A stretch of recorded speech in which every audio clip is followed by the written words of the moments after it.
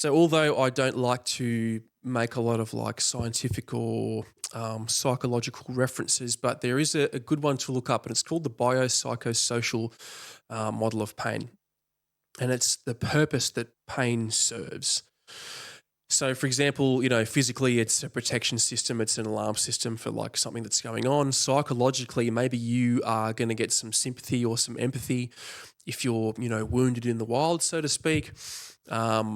And then, socially, the psycho and the social thing can be very, very similar. So you get that empathy.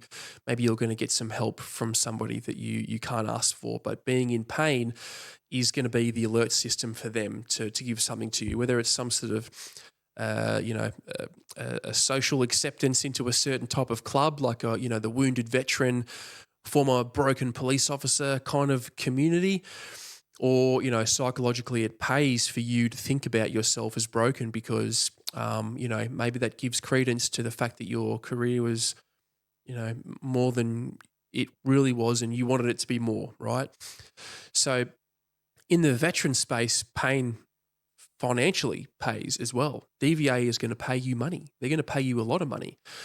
Maybe they're going to give you a pension for the rest of your life because of the pain. So I think sometimes we adopt pain because of those psychological and social reasons, right? The pain, the physical, and then that mental pain can mean I am now identifying myself as a veteran, somebody that was deployed overseas, and now PTSD is the badge of honor that I wear because, I'm a warrior that answered the call of duty or whatever it was, right there. Or maybe you didn't deploy, for example, you were injured, and then now being injured is your reason to blame the military or be broken and not have to go and do more stuff or even get paid by DVA. And that the pain can pay with your identity too. You see yourself as a certain kind of person.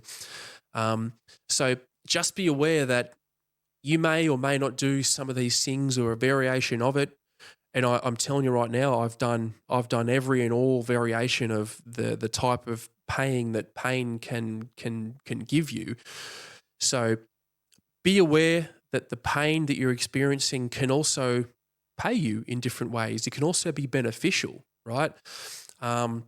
So what you may not realize is that the fact that the pain pays means that you're more likely to go and not play it up or sometimes play it up, but you're more likely to lean into that pain and accept it as part of your identity, socially accept it, psychologically accept it on a piece of paper to DVA so they can pay you.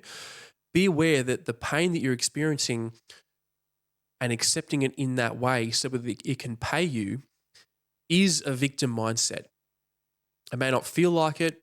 You may not like that I've said that, but using pain as a way to pay in any type is a victim mindset.